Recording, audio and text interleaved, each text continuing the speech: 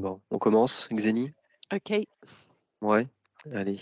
Bon, nos excuses aux collègues, qui a ses soucis de connexion. On espère qu'il pourra rattraper en cours de route. Donc bonjour à toutes et tous. On est content de pouvoir vous retrouver là aujourd'hui, bon à distance, Xeni et moi, pour pouvoir vous proposer ce webinaire là sur, l'axe 3 de l'appel à projet de Faire Carbone. Peut-être vous dire, enfin déjà se présenter rapidement, Xeni, si tu veux dire, quelques mots pour te présenter? D'accord, oui, bonjour à tout le monde. Zini Johnson, je suis chercheur COA à Cadarache. Je travaille sur la photosynthèse. Au début, j'étais impliquée dans ce projet à cause de oui, grâce à un groupement de recherche sur la photosynthèse que je mène, qu'il y a à peu près 180 ou jusqu'à 200% qui sont impliqués dans ce projet en ce moment, qui travaillent sur la plante, les choses très fondamentales sur la photosynthèse jusqu'à la biomasse, les algues.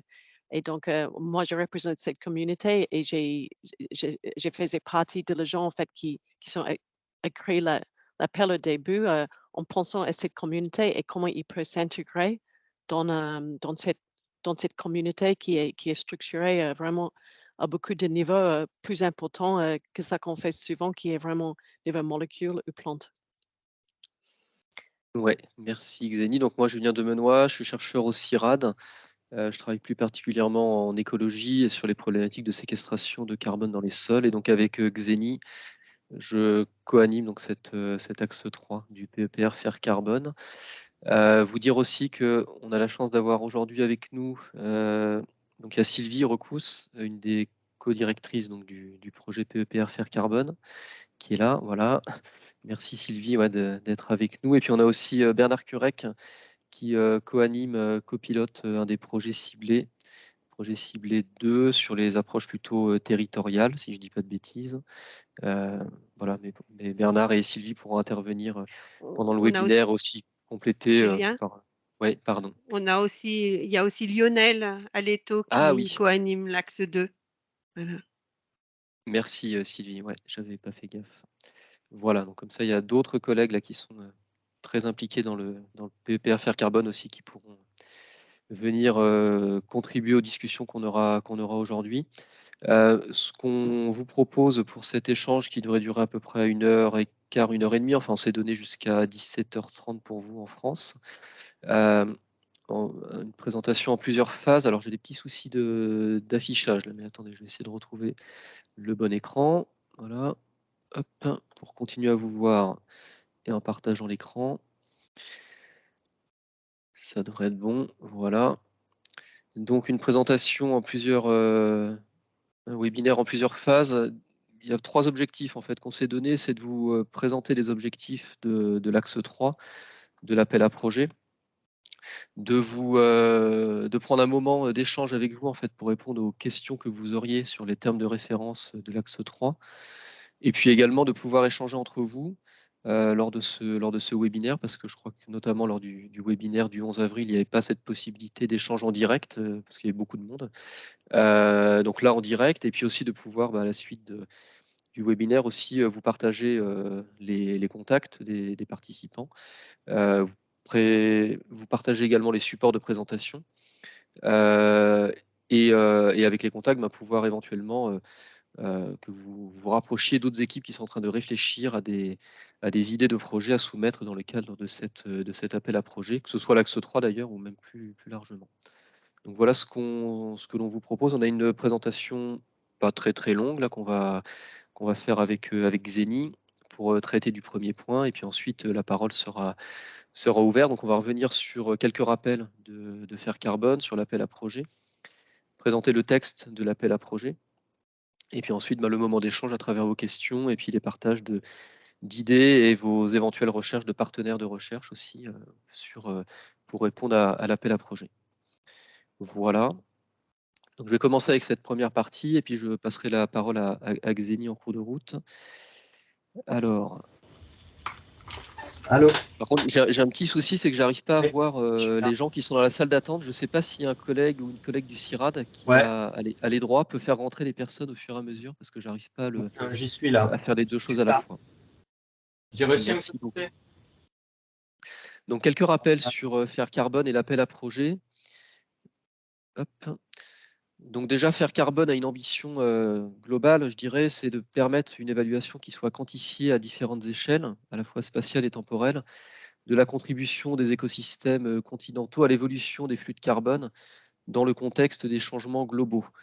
Et dans ce cadre-là, il y a 3 objectifs clés en fait du programme PEPR Faire Carbone, encore une fois sur lesquels Sylvie pourra revenir ou compléter à la suite de cette présentation. C'est de lever des verrous de connaissance au niveau des processus, d'identifier des leviers écologiques, mais aussi agronomiques, socio-économiques, pour pouvoir permettre une mise en œuvre d'une transition écologique vers la neutralité climatique. Il y a aussi cette idée de mettre à disposition des communautés scientifiques, mais aussi des porteurs d'enjeux, mettre à disposition des modèles numériques validés, des jeux de données ouverts, avec un objectif de pouvoir simuler les évolutions des stocks et des flux de carbone, que ce soit dans les sols et dans la végétation à différentes échelles. Et puis un troisième objectif qui est d'élaborer, de tester et aussi d'évaluer en concertation avec différents types de porteurs d'enjeux des scénarios de trajectoire de changement, d'occupation des terres, de pratiques, et ceci dans un objectif d'aller vers la neutralité carbone et de pouvoir accompagner cette mise en œuvre à l'échelle locale et nationale. Et cette partie-là, je dirais, concerne peut-être plus particulièrement notamment les collègues comme Bernard Curec et autres qui sont sur des approches à travers des territoires et des scénarios. Plus de manière assez globale, en fait, en termes d'organisation et de financement du PEPR Faire Carbone, je reprends cette diapositive qui a été présentée le 11 avril dernier. Il y a donc c'est un programme qui est doté de 40 millions d'euros et qui se divise en 2 grandes parties, on va dire. Une partie qui est des fonds mobilisés à travers des appels à projets, c'est ce qui nous réunit aujourd'hui. Donc des appels à projets qui concernent 4 grandes thématiques, ce qu'on appelle les axes. L'axe 1 autour du continuum terre et zone côtière, atmosphère. Un axe 2 autour des couplages des cycles biogéochimiques. Un axe 3 autour de la production et l'utilisation de la biomasse végétale, ce dont on va parler plus particulièrement aujourd'hui. Et puis un axe 4 autour des questions économiques, sociales et des moteurs et impacts du changement. Cette partie qui est mobilisée de financement à travers des appels à projets ouverts représente une enveloppe de 15 millions d'euros. Un premier appel à projet actuellement pour une enveloppe de 11 millions d'euros. Et puis à côté de cette partie de budget, il y a ce qu'on appelle des projets ciblés, les PC dans l'acronyme, qui sont des projets qui sont en cours de rédaction actuellement au sein du consortium, mais en associant également d'ores et déjà des personnes et des équipes en dehors du consortium, et dont vous voyez les thématiques. Une thématique autour des bases de données des modèles numériques, une autre autour des trajectoires de changement dans des territoires, et puis une dernière autour du soutien à des équipements et à différentes infrastructures. Donc, en termes d'équipe d'animation, je vous ai parlé donc de Sylvie Recousse, co-directrice du PEPR Faire Carbone avec Pierre Barré, et puis donc Perrine Franquet à la direction du programme. Il y a au niveau des différents axes donc des équipes d'animateurs, dont Xeni et moi pour l'axe 3, et puis des animateurs de projets ciblés qui sont rappelés ici et dont on a dit il y a aujourd'hui donc Bernard Curec et puis donc Lionel Aleto qui est là également pour l'axe 2 aujourd'hui.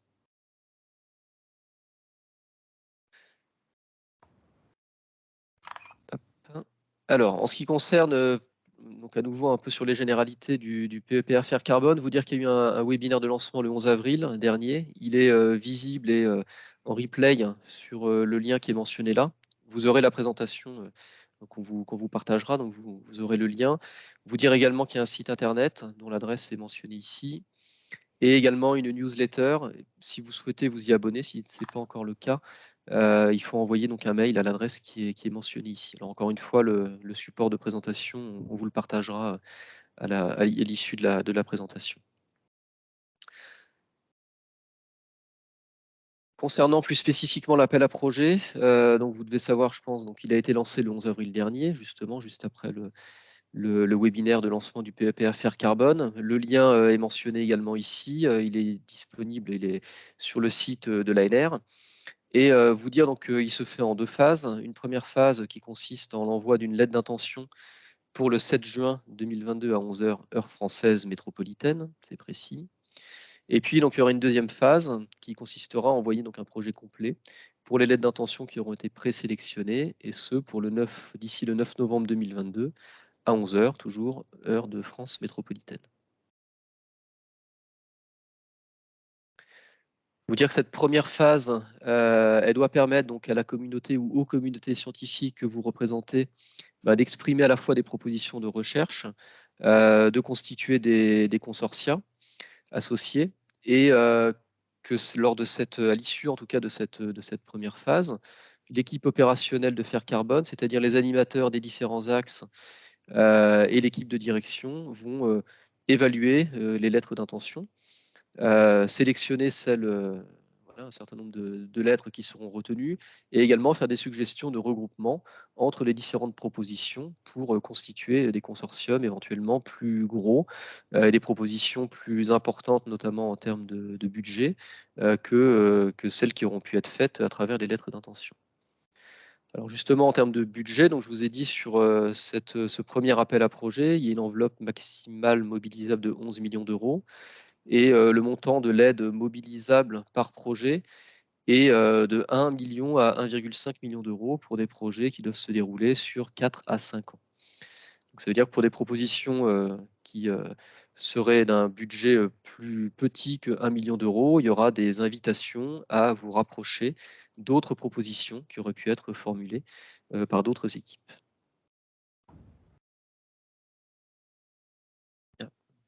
Petit d'affichage.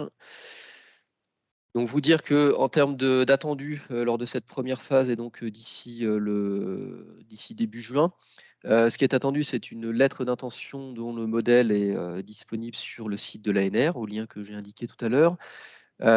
Quelque chose d'assez classique, donc un document relativement court de quelques pages, une fiche synthétique d'environ une page qui rappellera le titre, les points, les mots-clés, les thématiques en fait du projet, le montant de la subvention demandée, le responsable du projet, un résumé. Un point important à mentionner quand même, c'est que ce résumé n'est pas confidentiel, ça veut dire qu'il sera partagé et accessible en fait notamment à tous les autres consortiums qui auront soumis des propositions, et c'est notamment par ce biais-là que vous serez invité à vous rapprocher et à identifier les autres propositions de projets qui auront été faites et qui vous sembleraient pertinentes, vers lesquelles il vous semblerait pertinent de se rapprocher. Et puis, le cœur de la lettre d'intention, qui est limité à 4 pages au maximum, et qui doit présenter de manière très classique, je dirais, les objectifs scientifiques et les principaux axes de recherche de la proposition, en quoi cette proposition est en adéquation avec l'appel à projet, la composition du consortium et le montant de la subvention qui est demandée. J'en ai fini pour la présentation un petit peu générale du PEPR Faire Carbone, et je vais passer la parole à Xénie qui, elle, va vous présenter maintenant de manière plus spécifique en fait, les termes de référence de l'axe 3 de l'appel à projet. Xénie, c'est à toi. Merci. Donc, je vais reprendre le même diapo que j'ai déjà présenté le 11 avril, juste pour ceux qui n'étaient pas là, et peut-être juste pour rappeler en fait le but de notre axe. Donc, il y a 2 grandes thématiques ciblées. Bon, le titre de l'axe, c'est le développement de la production et de l'utilisation de la biomasse végétale. Quand on parle de biomasse végétale, ça c'est en fait pour tout usage végétal. Ça c'est pour l'utilisation pour la nourriture, pour le biomasse, pour l'énergie, pour la chimie verte éventuellement. Donc c'est vraiment toute utilisation, et même juste pour la croissance, pour les écosystèmes. Donc, le premier de la thématique ciblée, c'est d'augmenter la production de biomasse végétale ou allouer différemment le carbone au sein de la biomasse végétale. Donc, ça sera au niveau de plantes, mais c'est aussi en fait pour comprendre au niveau moléculaire. Donc, dans le but d'accroître le captage de carbone dioxyde par la culture, on a besoin de mieux connaître sur le système modèle, le mécanisme moléculaire, chloroplastique et cellulaire de réaction et régulation photosynthétique. Aussi, à l'échelle des systèmes de culture et de forêt gérés, en développement de systèmes qui captent davantage de carbone dioxyde et qui soient résilients face aux effets des changements climatiques, mais aussi aux évolutions socio-économiques des territoires.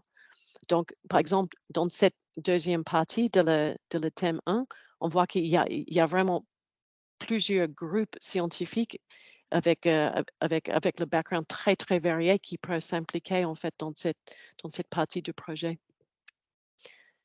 Tu peux changer le diapo, Julien. Et la deuxième partie, c'est d'utiliser en cascade le biomasse et gérer le compromis. Donc, ça sera au niveau de la chaîne de valeur et du territoire.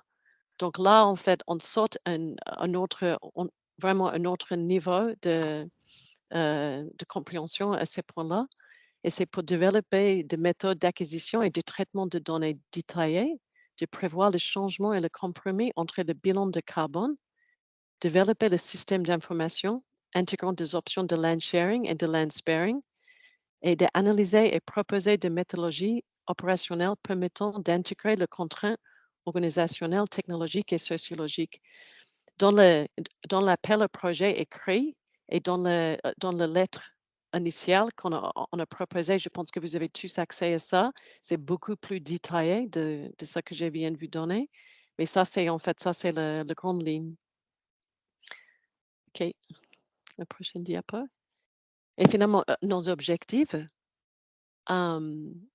Et en fait, c'est de tisser le lien avec les axes 2 et les axes 4. De réunir des communautés travaillant à différentes échelles entre les molécules, les plantes, les parcelles, avec le but, et c'est le but de mobiliser ces résultats à l'échelle du territoire, et d'acquérir et partager des connaissances clés sur les facteurs qui déterminent les caractéristiques de plantes et la production de biomasse, ainsi que sur sa vie ultérieure en tant que biomasse. Donc là encore, on voit vraiment une grande échelle entre l'échelle très, très pointue de la physiologie de plantes et le mécanisme moléculaire jusqu'à où cette biomasse va être finalement. Est-ce que c'est nécessaire d'être dans le même projet? Je pense que c'est pas forcément nécessaire d'avoir tous ces facteurs dans le même projet, mais ça montre en fait le scope de le projet. Prochaine diapo. Bon, on est sur les questions. Donc, je repasse la parole à toi, Julienne, et peut-être à Sylvie ou à Bernard s'il veut introduire plus d'idées en fait autour de les axes. Oui, merci Xénie. Donc voilà ce qu'on voulait effectivement vous présenter de manière assez synthétique pour pouvoir initier la discussion. Ouais, je ne sais pas si Sylvie, tu veux éventuellement ajouter des points par rapport à ce qu'on a pu présenter là. Peut-être un point pour rebondir sur la dernière phrase de Xénie. Finalement, les PEPR en général, je crois, et Fer Carbone en particulier, on essaye finalement de décloisonner. On sait bien que les communautés scientifiques sont très cloisonnées par mécanisme, par échelle, par élément aussi.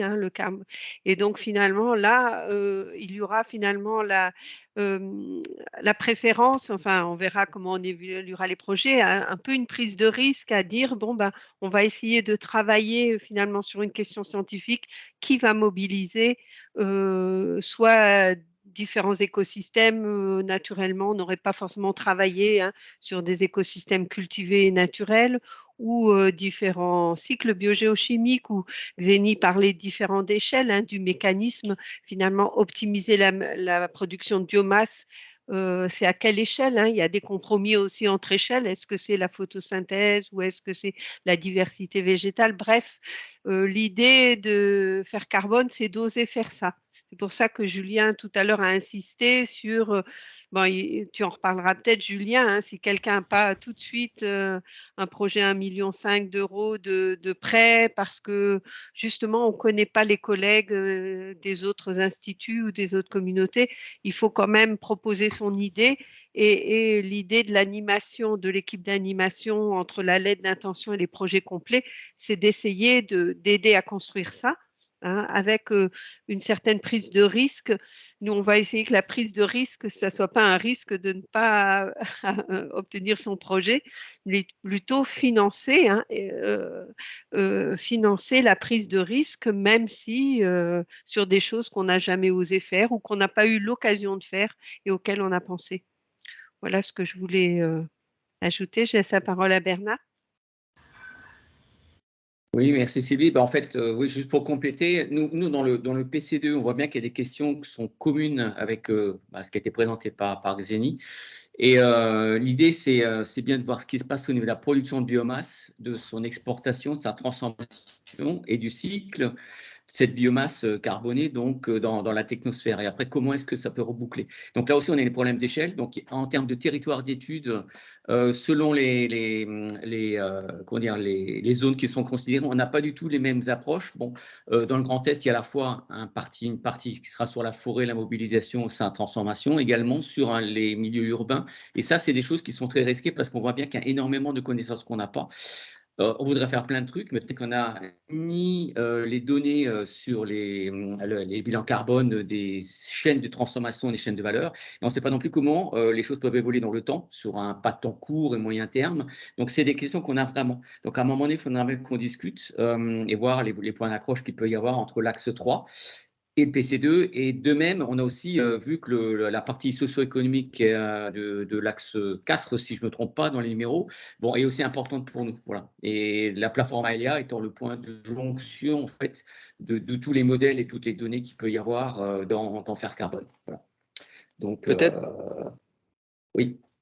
pardon, peut-être Bernard, puisque tu as commencé à le mentionner, mais sans en dire plus que ça, tu as commencé à parler de certains territoires sur lesquels le PC2 allait travailler. Est-ce que tu peux partager cette information-là avec tous pour dire les territoires qui sont pré-ciblés ou qui sont actés en fait, parce que ça peut peut-être aussi intéresser, je pense les collègues là qui sont aujourd'hui avec nous et éventuellement orienter par rapport à des propositions également pour avoir cette articulation entre le PC2 et puis des propositions dans le cadre de l'appel à projet.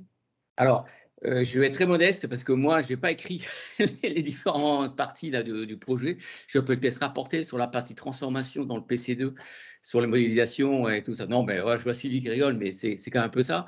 Mais l'idée quand même d'avoir des territoires, je crois qu'on a 6. Là, Olivier n'est pas là, donc je ne peux pas parler sous son contrôle. Je crois qu'il y a 6 territoires qui ont été identifiés à La Réunion, en Afrique. Il y en a un sur le territoire. Et celui que je maîtrise le mieux, parce que c'est celui dont je vais m'occuper un peu plus, c'est celui du Grand Est. Mais la logique est toujours la même. C'est qu'à un moment donné, on a bien une production de biomasse, donc on stocke du carbone quelque part. Il y a un cycle qui est fait plus ou moins long avec l'exportation, le recyclage dans le sol, etc. Et après, il y a tout ce qui sort derrière. Et selon le cas, soit c'est pris en compte, donc c'est-à-dire qu'on va jusqu'au produit et les cycles d'utilisation, etc. Ou alors on s'arrête sur simplement je veux dire l'écologie. Je suis un transformateur, donc j'utilise mes termes en moi. Donc l'écologie du système et du biotope et de l'écosystème qui existe, mais sans qu'il y ait une valorisation derrière des produits. Voilà. Donc c'est très divers. Ce que je comprends quand même, c'est qu'il faut qu'il y ait des jeux de données dans le PC2. On ne va pas produire des données. Les jeux doivent déjà exister, mais il faut les assembler et les faire rentrer, si je puis dire, dans le modèle ou les modèles qui existent de Maïlia avec tous les concepts qui gravitent autour. Et pour la partie qui est bioéconomie urbaine, par exemple, ça c'est très prospectif, c'est-à-dire qu'il faut qu'on construise le modèle, le concept, qu'on voit ce que c'est que le métabolisme urbain et ce que ça représente également en termes de questionnement sur l'amont et sur l'aval. Voilà. Donc c'est très ouvert en fait. Et c'est pour ça que s'il y a des idées qui peuvent venir ou comment dire, des projets ou des interactions avec d'autres axes, on est assez preneur de discuter pour voir comment ça peut tourner. Voilà. Je pouvais peut-être, oui, juste compléter. Enfin, en fait, oui, je vais répondre à Sylvie Gourlet. Donc oui, les 5 territoires, à ma connaissance, il y en a 4 qui sont choisis. Donc l'un, eh ben, justement, c'est au Sénégal, donc plutôt piloté par l'IRD. Et c'est un site où IRD, CIRAD, et je crois qu'Ecoessol est investi aussi là-bas. Et là, on va pas mal assembler production végétale et question de la disponibilité de l'eau, d'après ce que je connais, parce que finalement, les 5 territoires ne sont pas 5 répétitions, hein, mais sa tâche, c'est ce que dit Bernard. Il y a un territoire qui concerne finalement forêt et grandes cultures qui est autour du ballon d'Alsace et la plaine d'Alsace. Un territoire qui est aussi en Grand Est, qui est autour de Reims, qui est les relations entre la ville et le territoire et la bioéconomie territoriale avec notamment un modèle de bioraffinerie. Et il y a le modèle à l'île de la Réunion, donc quand on dit sous la responsabilité de quelqu'un, ça ne veut pas dire qu'il n'y a pas d'autres partenaires, hein, mais là c'est le CIRAD qui est à l'œuvre, qui ont déjà beaucoup travaillé effectivement sur l'usage des biomasses et la transformation des biomasses dans une perspective d'autonomie énergétique et nutritionnelle, nutrition des plantes, hein, donc plutôt azotée. Et il y a un 5e territoire qui est en réflexion, où on aimerait bien coupler élevage et agriculture, mais qui n'est pas identifié. À ma connaissance, enfin pour avoir ces territoires s'appuient sur des dynamiques territoriales qui existent déjà, hein. Faire Carbone peut absolument pas tout créer de nouveau, mais va plutôt être un levier d'animation et de financement sur des territoires sur lesquels il y a déjà des dynamiques collectives de réflexion vis-à-vis de l'usage des terres ou de la production et de la circulation des biomasses au sens global, hein. Ce n'est pas forcément la biomasse végétale, ça peut être les biomasses transformées ou des ressources. Et qu'est-ce que je voulais dire d'autre? Je voulais revenir à la complémentarité entre l'appel à projet et les projets ciblés. Bernard a pris l'exemple. Parce qu'aujourd'hui, vous êtes là pour l'appel à projet. L'appel à projet, initialement, et on l'a toujours affiché comme ça, et Julien et Xénie seront bien d'accord, on est là pour lever des verrous de connaissances, hein. Donc, on est quand même sur de la recherche assez fondamentale, s'il faut, ou d'un continuum fondamental appliqué. Mais on est bien sur le lever des verrous de connaissances par des recherches originales, transformantes, et elles ont vocation à alimenter des projets ciblés, hein, pour ceux qui ont suivi la totalité de Faire Carbone ou qui regarderont le webinaire. On a aussi le PC1 qui est sur l'agrégation des données, les données et les modèles.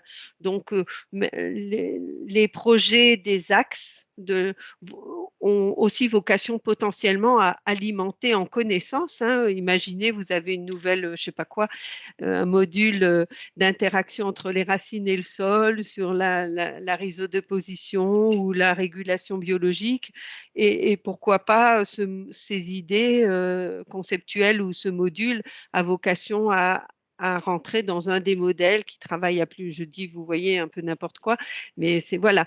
Donc c'est un peu pareil, Bernard, pour le PC2, c'est-à-dire il n'y a pas de compétition mais typiquement certains projets de l'axe 3 pourraient tout à fait venir alimenter, ou le projet PC2 pourrait se saisir de résultats, sauf que tout ça se fait en parallèle, hein. On a Faire Carbone à 6 ans en tout, donc finalement les projets vont se dérouler en même temps que les projets ciblés vont se dérouler, et donc il n'y aura pas vraiment un moment, c'est bien ce que soulignait Bernard, il y a une forme d'animation scientifique que Faire Carbone essaiera d'avoir tout au long des 6 ans, par des assemblées générales, par des workshops, qui feront que les scientifiques qui seraient financés par l'appel à projet rencontreront aussi les scientifiques qui seront parfois les mêmes, ou des mêmes labos d'ailleurs, mais parfois d'autres, qui seront engagés dans les projets ciblés,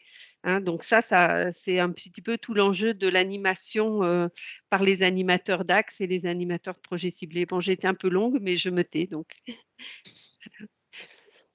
Merci Sylvie. Il y a une autre question dans le chat de Marcel de Ressac. Ouais, quid des PC4 et des réseaux expérimentaux à long terme en milieu tempéré et tropicaux? Marcel, ta question, c'est de savoir quels sont les sites qui sont concernés?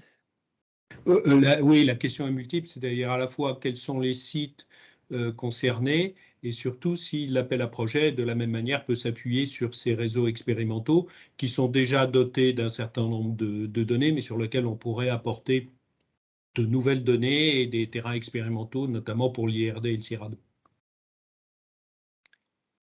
Sur le premier point, je pense que la réponse c'est oui, évidemment. Si les propositions peuvent se coupler, s'adosser à ces sites expérimentaux, tant mieux. Ce serait bénéfique. Et après, sur les sites, ouais, Sylvie? Julien, je pense que Lionel qui est là peut, comme il Ouais. participe avec Yann Nouvelon et un autre collègue à la préparation du PC4, je pense qu'il peut peut-être nous donner quelques éléments. Oui, alors j'ai l'impression que ma caméra ne marche pas, donc je vous prie de m'en excuser, elle n'a pas l'air de s'activer. Vous m'entendez? Très bien. Bon, mais c'est déjà pas mal. Donc effectivement, les sites, alors, on va dire plusieurs sites sont déjà bien identifiés. Ça ne veut pas dire que la porte est fermée, hein. Donc, on a identifié des sites en climat tempéré ou en climat tropical. Alors, est-ce que vous voulez je détaille les sites identifiés ou ce n'est pas nécessaire? Que- enfin, quelle est la demande précise, si vous pouvez me la rappeler? S'il y en a une cinquantaine, non, mais je ne sais Non. pas s'il y a 4-5 sites en milieu tempéré et notamment en milieu tropicaux pour les ciradiens, c'est vrai que ça nous intéresse. Alors voilà, donc en milieu tropical, je peux citer, il y a actuellement 1, 2, 3, 4, 5 sites clairement identifiés, Réunion, Zimbabwe, Madagascar, Cambodge, Vietnam, qui avaient été déjà prédéfinis, qui sont soit ciradiens, soit IRD, hein, si je dois faire c'est principalement des sites CIRAD ou IRD, ou INRAE, hein, parce que certains sont aussi partagés avec INRAE. Et puis après, en climat tempéré, on a 4 sites déjà de pré-identifiés, qui sont des dispositifs systèmes de culture de longue durée en place. Alors là, pour le coup, principalement sur des plateformes ou des unités expérimentales INRAE. Mais voilà, là-dessus, c'est également pas fermé. Ouais. On arrive, de toute façon, alors le PC4, un point important, c'est qu'il est doté d'un budget de 1,7 million. Et donc, voilà, on ne peut pas non plus avoir 50 sites, malheureusement, si on veut pouvoir les instrumenter ou compléter les instrumentations de façon efficace, pertinente, pour répondre aux questions qui seront posées. Et donc, voilà, on va de toute façon le limiter à un maximum à une douzaine de sites potentiellement dans le PC4. Je m'excuse, une question encore, mais quand est-ce qu'on aura un papier qui nous dit les sites et puis les équipements qui sont prévus dessus sur lesquels pourront s'appuyer, par exemple, des projets? Alors, en fait, les sites ont été pré-identifiés au regard des retours qui étaient remontés au moment de la rédaction du projet. Et donc là, normalement, sur chacun des sites, il y a des discussions qui sont en train de s'engager, qui vont s'engager si elles ne sont pas engagées dans les prochains jours ou plus tard dans les prochaines semaines, pour justement définir les instrumentations, parce qu'elles seront hétérogènes et adaptées en fonction des sites. Sur certains sites, on aura vraiment une harmonisation de certains équipements parce que des questions communes vont émerger, mais sur d'autres sites, il y a déjà des instruments en place et pour d'autres, il faut compléter. Donc, il y aura quand même une adaptation en fonction des sites qui sera réalisée. Là, c'est les pilotes de sites qui feront remonter leurs besoins. Après, évidemment, le projet ne pourra pas tout financer, mais pourra contribuer parfois à des soutiens financiers significatifs qui permettront d'avoir un effet cliqué, hein, aller chercher peut-être un complément s'il y a besoin. Mais l'idée, c'est qu'il y aura quand même une nuance apportée par site. L'idée étant d'acheter et d'équiper les sites en fonction des questions auxquelles ils souhaitent répondre. Et pour certains, il y a déjà des instrumentations en place. Donc, moi, j'ai plus en tête les dispositifs en climat tempéré. Et on a des sites qui sont déjà fortement instrumentés, c'est du complément à apporter. Et pour d'autres, on est un peu plus loin. Et donc, il y a un investissement un peu plus conséquent à mettre en place. Je peux peut-être compléter la réponse parce que je vois bien la question du calendrier. Donc, ce n'est pas le même calendrier, l'appel à projet, hein. Dans un mois, il faut déposer les lettres d'intention. Si votre question, c'est comment on fait pour savoir quel site pour pouvoir éventuellement affirmer qu'on s'appuie dessus pour la réponse à l'appel à projet. Donc, effectivement, les projets ciblés, pour un certain nombre de raisons qui sont aussi complètement indépendantes des animateurs, ça avance moins vite que prévu parce que administrativement ça suit pas, donc on n'a pas aucun élément pour les futures conventions. On a même les règles budgétaires sont pas encore stabilisées, mais ça c'est l'État et l'ANR. Et donc la meilleure, si vous avez des questions comme celle qui est posée là, c'est notre rôle d'animateur. Donc vous écrivez, soit si vous émargez un peu plus à l'axe 1, 3, c'est Julien et Xénie, mais ça peut être Sylvie et Pierre ou Perrine qui est là aussi. Et nous, on vous met en relation. On l'a déjà fait pour plusieurs. On envoie sur les animateurs du PC4, les coordinateurs. Donc il y a nous voulons pour le CIRAD, Lionel Aleto pour INRAE. Et je pense qu'il y a une troisième personne. Donc on peut tout à fait mais je prends cet exemple, mais il peut y avoir aussi des questions sur le PC3, c'est-à-dire les tours à flux, et puis l'axe 2, enfin qui n'est pas le thème aujourd'hui, mais les couplages des cycles. Donc n'hésitez pas à nous écrire à nous, aux animateurs identifiés, et on vous répond précisément en vous disant oui, c'est tel site au Sénégal ou c'est tel, voilà, pour pouvoir.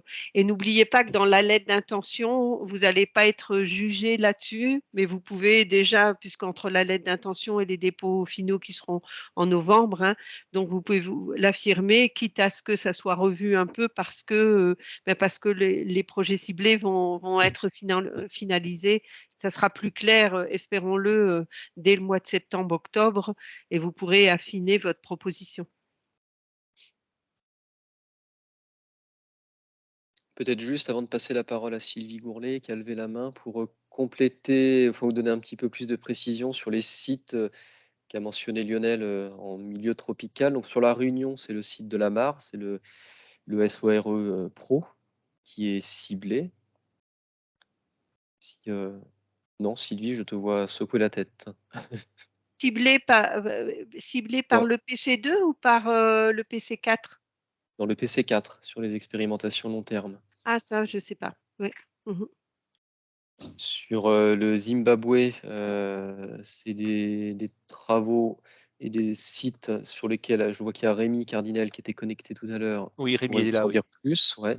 C'est les sites sur lesquels il travaille actuellement. Sur ce qui est du Cambodge, c'est la station expérimentale de Bok Nor. Peut-être que certains d'entre vous connaissent. Et une personne qui connaît très bien, c'est Florent Tivet du CIRAD. Et je regarde dans la liste. Après, il y avait Madagascar. Alors là, je ne connais pas le site et je pense que c'est les collègues de l'IRD plutôt qui pourraient en.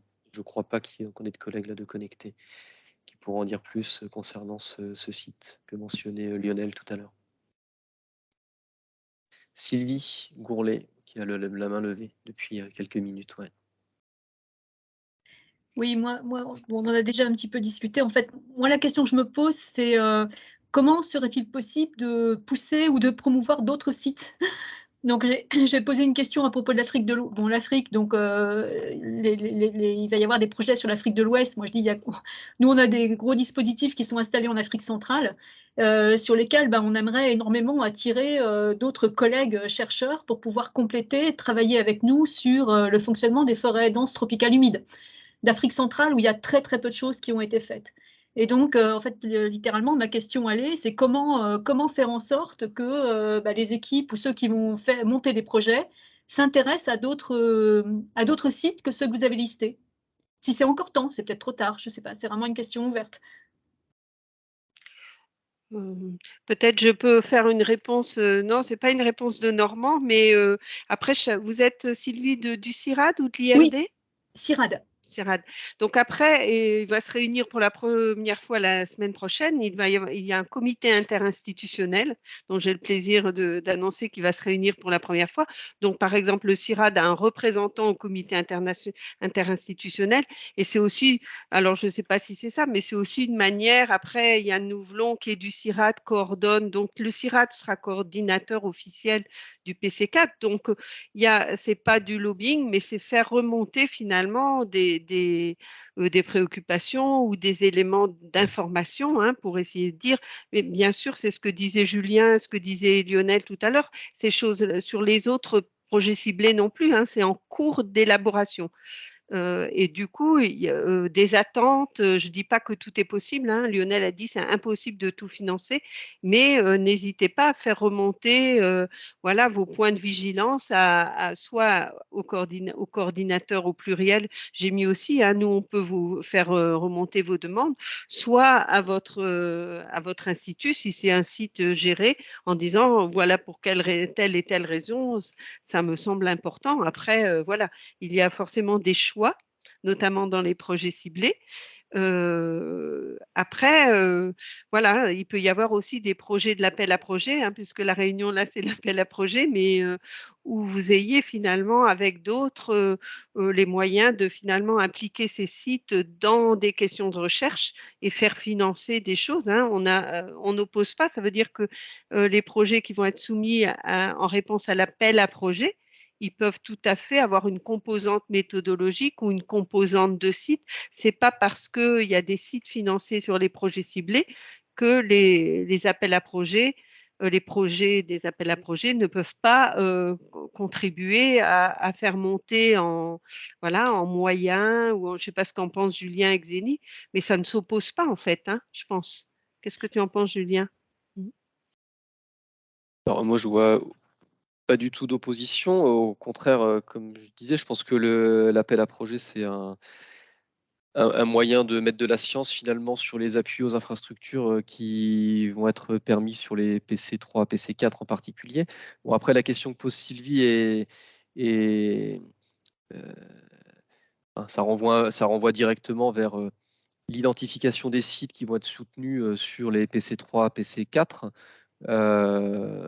Et effectivement, en ce qui concerne l'Afrique centrale, pour la partie tour à flux en particulier, qui est, je sais, quelque chose qui tient à cœur à Sylvie, ça ne fait pas partie de la zone géographique qui est ciblée, mais en tout cas pas sur les forêts naturelles. Oui, donc se pose la question de est-ce que la liste actuelle peut être amendée ou pas? Ça, je ne sais pas.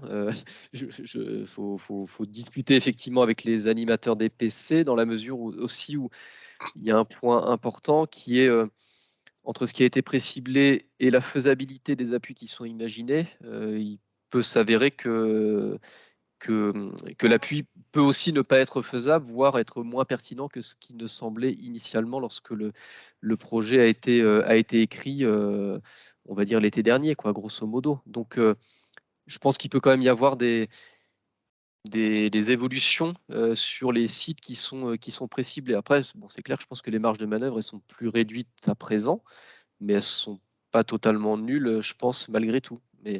Donc en résumé, je pense qu'il faut discuter avec les animateurs des PC. Donc sur le PC, je m'en mêle toujours les pinceaux dans les numéros, mais bref, sur les tours à flux, c'est les collègues de l'IRD avec Olivier Roupsard, côté CIRAD, qui suit cette partie-là, si ça concerne plutôt les tours à flux. Mais je pense que c'est ton cas, Sylvie. C'est moi, mais à cette réunion au comité interinstitutionnel où le CIRAD sera représenté, je ne suis pas sûre d'avoir compris qui représentera le CIRAD. C'est Jean-Paul Laclos, non, normalement? C'est Jean-Paul Laclos, d'accord. Bon, ben, Ouais. comme j'ai déjà discuté avec eux, ok, c'est bon, Jean-Paul et Yann, on a déjà échangé sur le sujet. Hein, j'ai compris qu'il y a des priorités quelque part qui sont d'une certaine manière qui sont adressées plutôt à des systèmes de production, c'est-à-dire des systèmes artificialisés où il y a des productions humaines, plutôt que les systèmes naturels. C'est tout. Mais il faut que je remette la discussion sur la table. Ok, merci.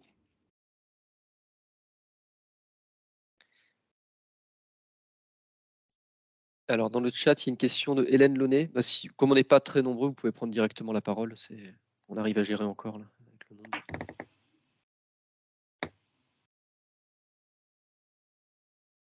Allô? Du coup, ça, oui, vous m'entendez? Ouais, c'est bon, ça marche. Oui, en fait, moi, je suis CNRS et je travaille plutôt sur l'enzymologie, la biochimie structurale. Et je me demandais si ces questions-là, qui sont très moléculaires, donc nous, on n'est pas du tout sur la cellule, enfin, pas du tout sur le territoire, et encore la cellule, c'est déjà un effort pour nous. Est-ce que c'est pertinent d'essayer de proposer un sujet sur ce PC, ou est-ce que c'est plutôt un autre PC? Je voyais l'autre axe, lien carbone, azote, phosphate. Voilà. Ouais, Xénie, tu veux répondre? C'est plus sur ton échelle. Voilà, oui. Oui, je pense que d'avoir déjà parlé avec les gens dans ta situation un peu, je pense que l'important, c'est d'avoir en fait une idée de les gens en fait que tu peux contacter à le prochain niveau et en fait à l'échelle après, et d'avoir une idée en fait d'une question que tu peux poser ou ça que tu peux livrer est pertinent pour le projet. Et comme j'ai essayé de dire, et après Sylvie a redit encore, en fait, la pertinence est d'être structurant pour cette communauté. En fait, c'est de lier les gens en fait, qui veulent vraiment en fait, comprendre le changement climatique et les choses dans le champ avec les choses que nous on fait. Et c'est vrai, c'est un exercice pour nous. Personnellement, je pense que pour les gens qui travaillent sur la molécule et le moléculaire, c'est peut-être le sort le plus difficile dans tout le projet, Mais je pense qu'avec un peu d'imagination et de vraiment aller vers les autres et contacter les autres, parce qu'eux, ils sont dans la même situation que vous. Alors, Eux, ils doivent faire le saut aussi, parce que tout le projet doit être structurant. Donc, c'est pas que vous, ils ont besoin de vous aussi. Donc, alors, oui, il faut juste... Si vous avez pas d'imagination, je crois. Donc, oui, on va. Mais l'échelle suivante, c'est quoi? Est-ce que l'échelle de la plante ou l'échelle du territoire? Parce que jusque-là, on parle beaucoup de territoire et là, pour moi, c'est de la science-fiction. Mais c'est quoi l'échelle suivante? Est-ce que la plante, déjà, c'est une échelle suivante intéressante? Je pense que Lionel, il a créé quelque chose et peut-être il peut prendre la parole pour Oui. expliquer sa vision. Oui. Ça marche, merci Xeni. Ouais, alors du coup, oui, moi je suis peut-être à l'échelle intermédiaire en termes de positionnement, puisque je suis à l'échelle de la plante jusqu'au système de culture. Donc et nous très clairement, on voit un intérêt fort à aller à ces échelles de biochimie et faire dialoguer nos approches. On travaille sur des systèmes qui mobilisent de la diversité végétale, par exemple, donc on est à l'échelle de la plante et on se rend compte que les biomasses produites et restituées ont des dynamiques de décomposition et d'évolution plus largement dans les sols et dans les différents milieux qui dépendent étroitement de leur composition biochimique. Et puis, j'allais dire, quasiment on s'arrête là parce que ce n'est pas nos compétences et que du coup on aurait besoin d'aller plus loin parce que nos modèles ont besoin de cette information, parce que du coup derrière on parle de carbone, évidemment d'azote, il y a un couplage des cycles. Alors moi je suis dans l'axe 2, donc on parle aussi de couplage des cycles, mais là on est à la frontière axe 2, axe 3, donc c'est très bien d'en discuter et même mieux prédire derrière la dynamique de l'azote, ça implique d'aller un peu finement dans la composition biochimique des tissus et qui dépendent étroitement. Alors nous, on va peut-être arriver avec des choses qui sont très complexes dans un premier temps, mais c'est ça qui sera intéressant, avec des peuplements en mélange, des plantes qui peuvent être assez diverses, mais on peut faire des choix aussi de modèles qu'on étudiera. Mais je crois que c'est important justement, c'est un peu l'objectif du projet, c'est de mêler des disciplines qui ont des complémentarités fortes et qui, pour l'instant, fonctionnent un petit peu en silo. Donc, moi, c'est très bien qu'il y ait des gens qui travaillent sur l'aspect biochimique. Je pense qu'il y a, en tout cas, alors je ne sais pas si c'est axe 3, parce qu'il y a quand même des choses qui sont très, très en lien avec l'axe 3 dans ce qui a été écrit et décrit. Et puis, de toute façon, axe 3, axe 2, encore une fois, il y aura un seul appel à projet. Un seul appel à projet. Un appel à projet de 11 millions, comme l'a redit Julien, et puis un autre plus tard, dans le second temps. Mais axe 1, 2, 3, 4, je ne vais pas dire de bêtises, le 4 est là aussi. On est ensemble avec une coloration plus ou moins forte suivant les projets, mais il n'y a pas de... C'est un même appel à projet. C'est-à-dire peu importe si c'est axe 2 ou 3, quoi. Oui, peut-être juste pour dire sur ce point-là, parce que c'est vrai que là, on a dit on se focalise sur l'axe 3 aujourd'hui, mais c'est un peu artificiel. C'était pour parler d'un point de vue thématique, j'ai envie de dire. Après, dans l'appel à projet, comme vient de le dire Lionel, c'est pour tous les axes à la fois. Et ce qui vous est demandé dans la lettre d'intention, c'est juste de cocher, on va dire, les axes sur lesquels vous pensez que votre thématique vient plus particulièrement émerger. Mais ça ne veut pas dire que vous allez vous candidater sur l'appel à projet de l'axe 3 ou de l'axe 2 ou autre. En fait, vous candidatez à l'appel à projet, peu importe. Donc c'est un peu, c'est pas très très important presque, j'ai envie de dire. Voilà, faut l'avoir en tête. C'est pas cloisonné en fait. C'est un appel à projet. Il y a Jean-Alric qui avait levé la main et puis après il y a une question ou une remarque dans le chat. Donc peut-être Jean-Alric déjà. Oui. Donc moi j'ai une question, c'est sur le lien qui est fait entre les sites d'observation, les tours à flux et les caractéristiques de ces sites d'observation et les modèles plus globaux qui, j'ai l'impression, correspondent plutôt à l'axe 1. L'idée que j'ai en tête derrière, c'est quelles sont les plantes qui sont derrière ces sites d'observation, parce que je comprends que forêt tropicale humide, c'est un objet intéressant à étudier scientifiquement. Mais dans l'axe 3, par exemple, si on veut parler en termes de biomasse végétale, on est obligé de donner un nom de plantes pour élaborer un modèle, donner des paramètres qui soient aussi utilisables à l'échelle globale, dont les gens de l'axe 1 pourraient se saisir, par exemple.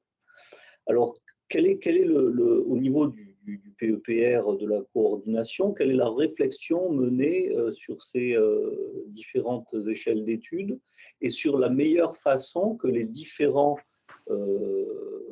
partenaires ou les différents axes peuvent communiquer les uns avec les autres?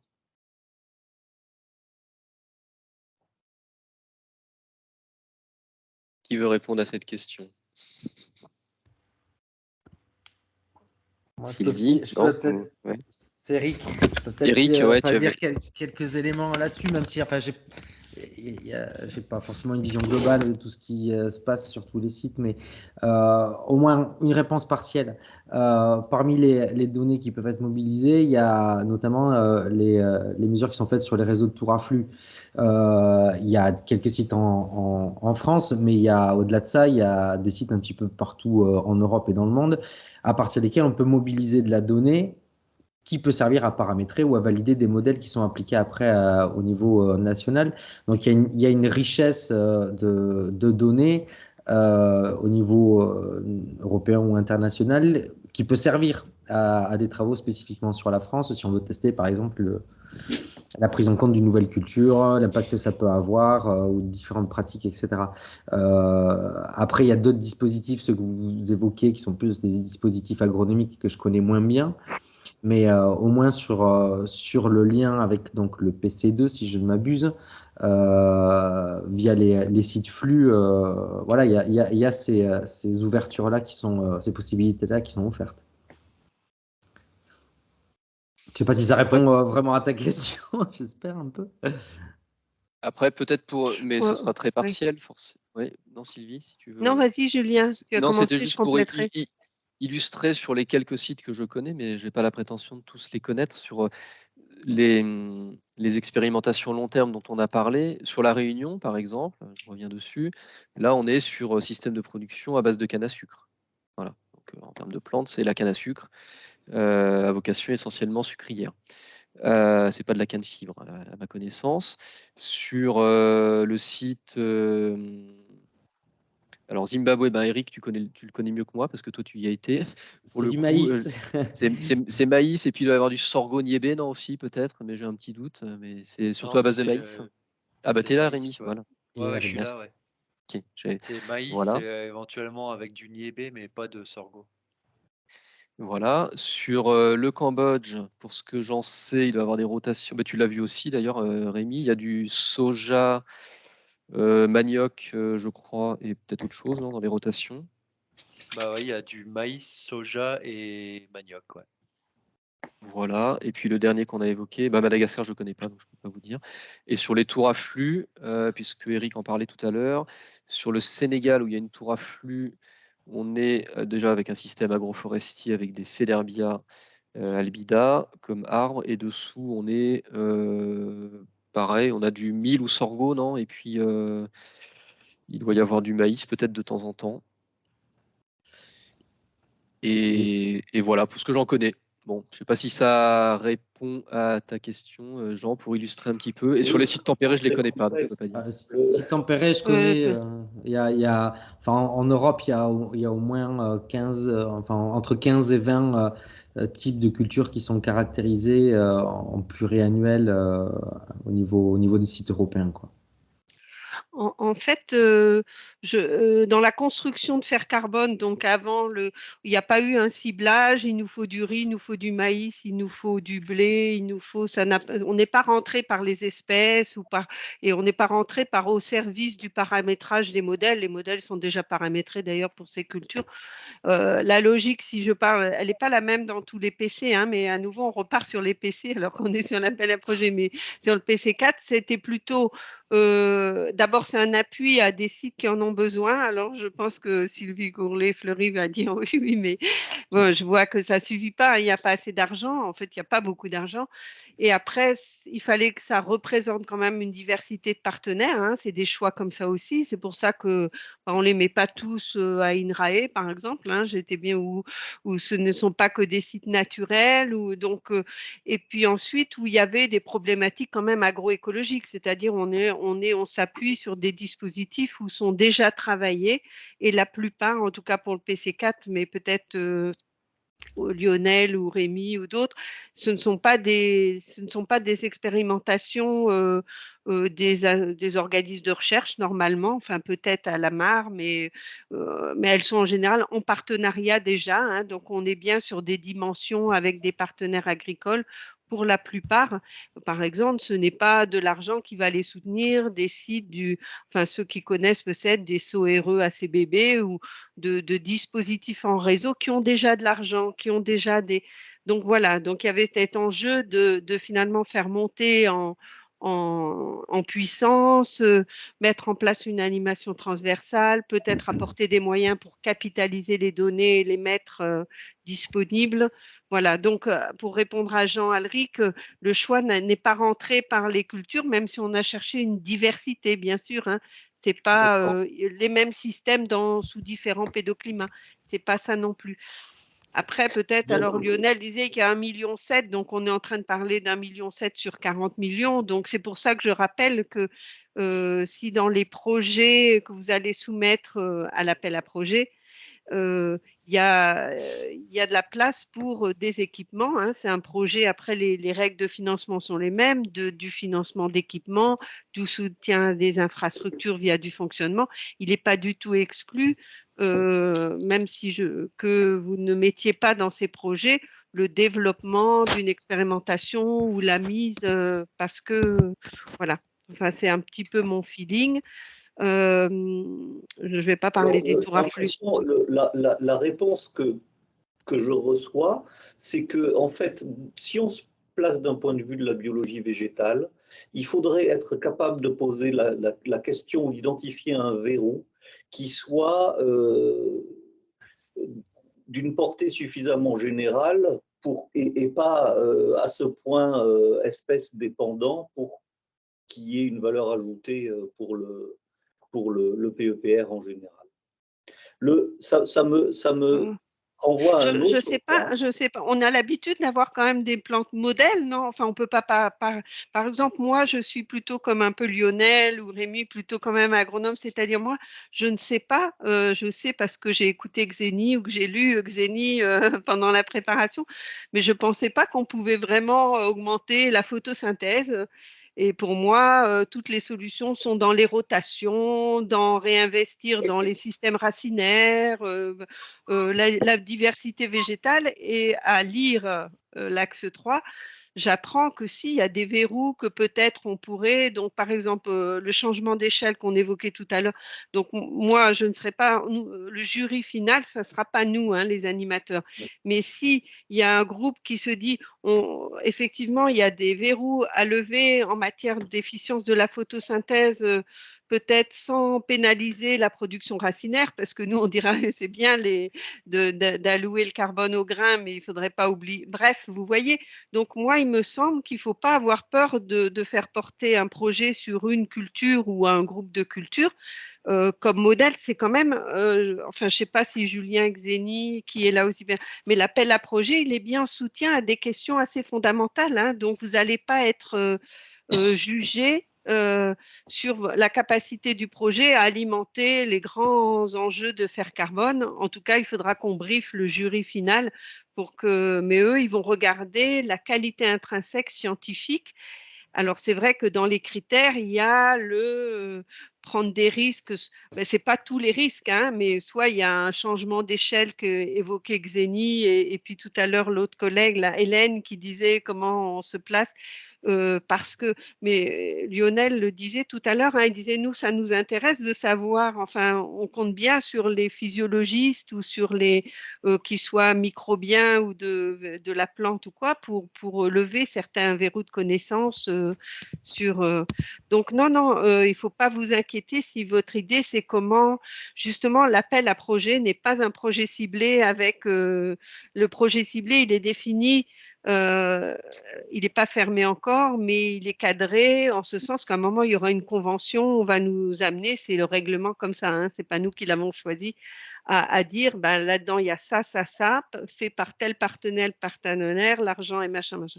L'appel à projet qui nous réunit aujourd'hui, il est comme un autre appel à projet, c'est exprimer, la communauté dit, voilà, il y a un voilà, il faut convaincre le jury que le verrou de connaissance que le projet va livrer, soulever est très important, crucial. Et c'est vrai qu'il y a plutôt, ce qu'on disait au début, un bonus à la prise de risque, alors que souvent, vous le savez, dans les appels à projets génériques, en gros, on passe un paragraphe à décrire que si ça ne marche pas, comment on va faire, parce qu'il faut absolument que ça marche. Hein. Donc, voilà. Donc là, j'espère, hein, parce qu'on dit ça, j'espère qu'on le fera passer au jury et à l'ANR, mais c'est l'idée en tout cas. Je ne sais pas si ça répond un peu. Oui, je crois. Alors, il y a plusieurs mains levées encore. Eric, je ne sais pas si tu avais encore un. Parce que sinon, oui, il y avait un. Ouais, j'avais enfin, juste une information à passer et puis une question. L'information d'abord, c'est que ça fait le lien avec la question de Jean, peut-être, c'est que je coordonne là, et avec l'aide de quelques collègues de l'INRA et puis du CESBio, la collecte d'un jeu de données sur l'ensemble des sites européens de tour à flux, où on collecte tout ce qui est données météo, flux, itinéraire technique, tout ce qui est albédo, etc. Si ça intéresse des gens voilà, qui en ont besoin pour faire de la validation, de la calibration de méthode, pour bon voilà. Ça c'était juste pour info. Et j'avais une question après, c'était par rapport au texte de l'appel d'offres. Il y a dans le point qui a trait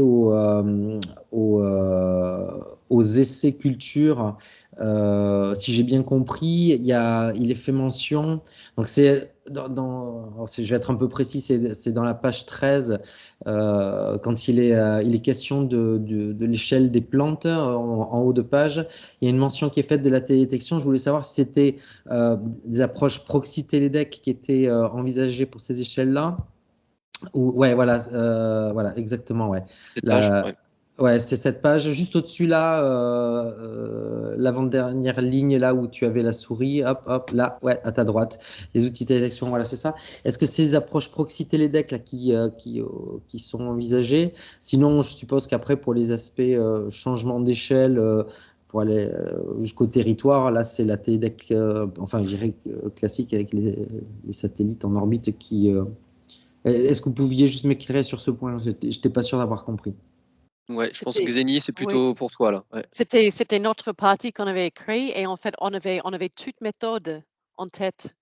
On sait qu'il y a le drone, il y a le phénotypage dans le champ maintenant, il y a le satellite. Donc vraiment, toute méthode qui pourrait nous faire avancer sur le sujet sont bienvenus sur le projet. D'accord, merci.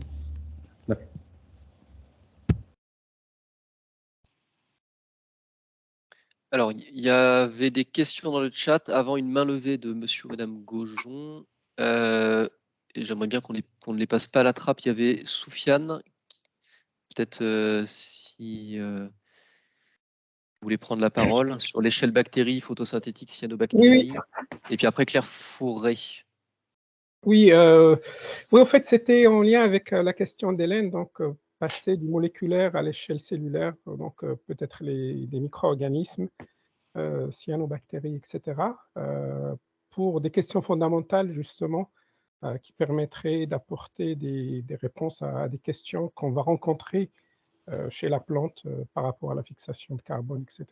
Donc, par mon intervention, je voulais donc questionner s'il y a place aussi aux cyanobactéries et aux micro-organismes. Je pense que j'ai eu la réponse. Oui, je pense que, Sophia, tu as deux avenues là. Tu as l'avenue modèle que tu peux investiguer une problématique sur la photosynthèse ou sur les éléments, le carbone, le phosphore, le soufre, etc., l'azote, ou tu as l'aspect sol potentiellement. Éventuellement. Oui, après, comme tu disais, Xeni, après, il faut essayer de trouver un niveau plus élevé. Donc, moi, je m'accroche, enfin, où Hélène peut s'accrocher à nous, modèle micro-organismes, bactéries, et puis nous, on va devoir trouver l'échelle supérieure, donc éventuellement, Oui, microalgues, Xeni, ou voilà, pour passer aux plantes après. oui, je ne suis pas sûre si. Oui, Mike, oui, en tant que modèle, si la question est intéressante et si tu trouves une autre partenaire qui est à une autre échelle, en fait, qui peut utiliser les questions scientifiques que tu poses, en fait, pour aller plus loin, je pense que c'est complètement justifié. OK. Et il y avait une autre question dans le chat aussi de Claire Fourré, si vous voulez prendre la parole, qui est Oui, bonsoir. aussi sur les micro-organismes. Ouais. Bonsoir, vous m'entendez? Oui, très bien. Oui. Donc oui, moi la question que je me posais, c'était plus, j'ai pas trop de doutes sur le fait que les micro-organismes peuvent être pris en compte, notamment sur l'axe 2, mais je me posais plus la question sur l'axe 3, en fait, est-ce qu'ils pouvaient se positionner dans cet axe où on parle essentiellement d'augmentation de la biomasse végétale? Est-ce que c'est dans cet axe-là qu'on doit voir aussi l'aspect augmentation de la nutrition, parce qu'on n'augmentera pas la photosynthèse si on n'accélère pas non plus la nutrition, et aussi le rôle de ces micro-organismes dans le stockage et déstockage du carbone dans les sols. Est-ce que c'est dans cet axe-là ou est-ce que c'est dans un autre axe ou c'est à l'interface de l'axe 2 et l'axe 3? Moi, j'ai l'impression qu'on est à Oui. l'interface, mais Xeni, ouais, c'est. Oui, j'ai voulu dire la même chose que déjà, je pense qu'en fait, c'est très fuzzy l'interface entre tous les axes. Et je pense qu'en fait, on pourrait même construire un projet entre axes et que ça soit accepté. Et je pense que ça pourrait être même plus structurant. Donc, je pense que si on arrive de faire quelque chose viable et pas fantaisiste en faisant des interactions, oui, je pense que c'est ça le but. Et niveau sol, moi, je suis plutôt partie aérienne, donc c'est pas vraiment mes compétences, mais je pense qu'on est Sylvie ou Julienne. Est-ce que vous voyez une place évidente pour le bactérie de sol sur ce projet? Moi, je pensais pas qu'aux bactéries. Hein. Oui, aux champignons peut-être aussi, non? Oui, non, moi je Ouais, pense ouais. que c'est. Par exemple, ouais. En tout cas, c'est juste, excusez-moi, du coup, je prends la parole à Lina Laletto, axe 2. C'est des points qu'on a spécifiquement discuté avec l'équipe d'animation de l'axe 2. Donc, pour nous, dans l'axe 2, on voit bien la place. Voilà. Mais effectivement, peut-être à l'interface. Mais en tout cas, quand on va parler de couplage des cycles et évidemment l'activité biologique et les interactions plantes, micro-organismes au sens large ont toute leur place. Et donc voilà, je ne vais pas plus loin. Oui, je suis Alors, d'accord avec la remarque de Lionel. Donc, la difficulté, s'il y a une difficulté, c'est de bien se mettre en relation ces groupes qui se connaissent pas forcément, soit parce qu'ils ne sont pas aux mêmes échelles ou dans les mêmes écosystèmes favoris. Donc, c'est là que, voilà, il ne faut pas hésiter à. Alors, il y a des axes, enfin, sur les milieux aquatiques, il y a beaucoup d'échanges. Notre axe 1 a fait un tableau de tous ceux qui contactent. C'est vrai que sur axe 2, Lionel, j'ai pas vu grand-chose de demande de est-ce que vous connaîtriez, mais donc on peut relayer. En tout cas, c'est sûr que voilà, on entend parler de projets qui se réfléchissent. Donc voilà, n'hésitez pas Claire à revenir ou à mettre un petit mail aussi, comme ça on a vos coordonnées, en disant si vous ne savez pas spontanément vers qui aller, peut-être pour travailler sur ça. Mais c'est sûr que de toute façon, c'est un petit peu, comment dire, mais ça a déjà été dit au moins 2-3 fois, la coupure axe 2, axe 3, l'appel à projet, il faut le voir unique. Il se trouve que Julien et Xeni ont pris l'initiative et c'était très, très bien. Moi, je pensais que tous les axes allaient le faire d'ailleurs, mais de faire cette animation. Mais bien sûr, la partie nutrition avec la partie production végétale et donc les cycles, le couplage des cycles biogéochimiques dans les sols, il est au cœur de, voilà, de la disponibilité des nutriments pour les plantes. Les plantes agissent en retour sur… voilà, donc vous avez tout à fait raison. Donc, si vous avez un petit doute sur vers qui vous orienter, on essaye de vous aider. Merci. Donc après, si je reviens dans les mains levées, il y avait monsieur ou madame Gaujon qui avait sa main levée depuis un petit moment. Donc, monsieur Gaujon. Bonjour à tous, vous m'entendez, c'est bon? Parfait. Très bien. J'ai une question sur l'acceptabilité des OGM dans fer carbone. Pour les physiologistes, la production d'OGM est souvent un passage obligé pour valider des hypothèses sur les mécanismes qu'on a identifiés. On modifie les gènes finalement que l'on suspecte être majeurs et puis on a un phénotype qui correspond à ce que l'on espère par rapport à nos hypothèses.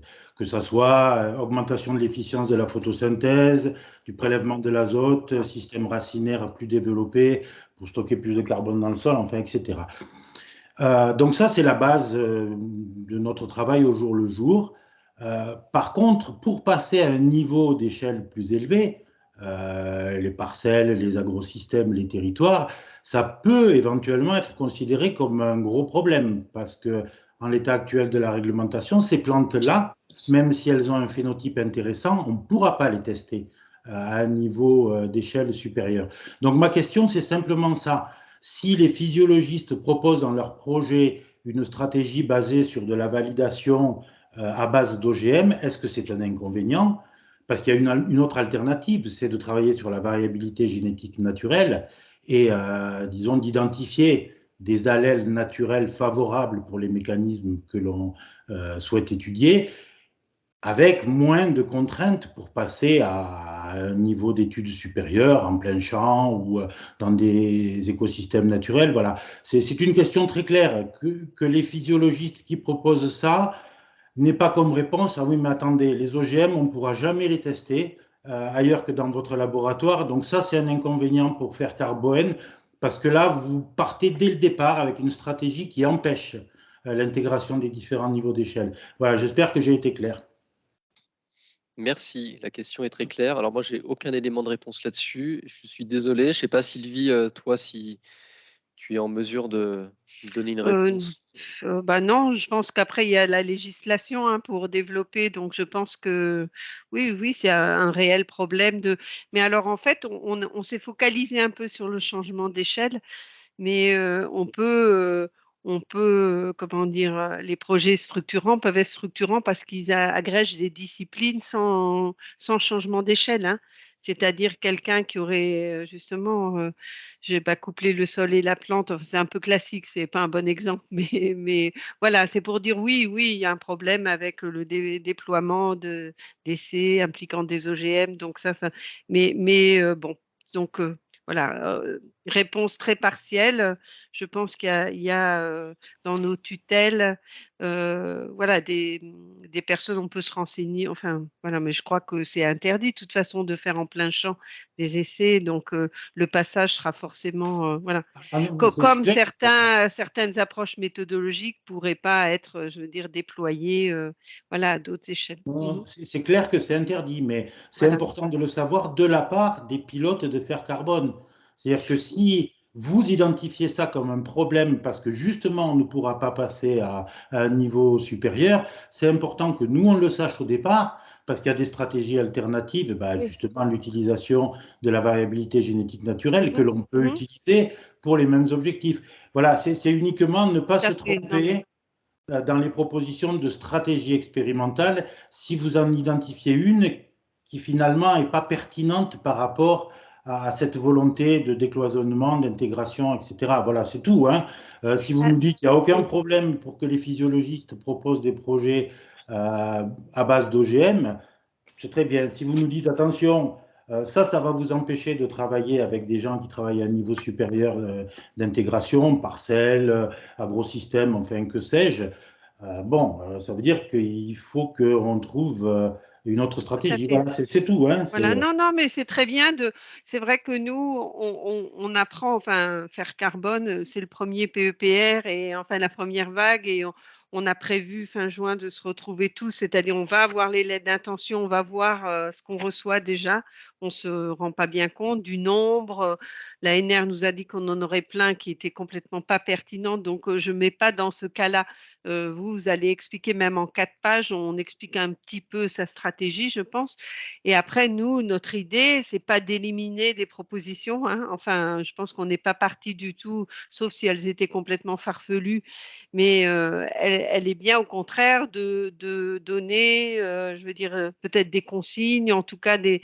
Donc à vous, enfin, je vous réponds, mais à tous ceux qui écoutent, hein, aussi finalement dans ce que la lettre d'intention est un peu un support de dialogue, hein, d'expliquer en disant, ben, tout à l'heure j'ai dit, il n'y a peut-être pas besoin de dire, voilà, si ça marche pas ce qu'on fait, mais là, c'est des exemples où peut-être il faut expliquer, parce qu'on n'est pas tous spécialistes, même si on va être une quinzaine quand même autour des lettres d'intention, donc on couvre quand même pas mal de choses, de donner quelques indications sur voilà, des choses qui seraient très intéressantes, mais qui ne permettraient pas.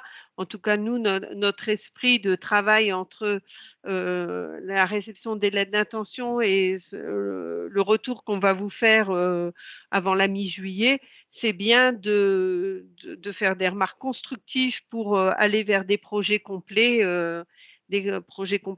voilà, pour novembre. Et donc, à nouveau, avec les animateurs d'Axe, il y a cette animation. Alors, on ne va pas dire qu'on va faire beaucoup d'animations, on ne va pas être hypocrite entre le 14 juillet et le 15 août, hein, le 20 août.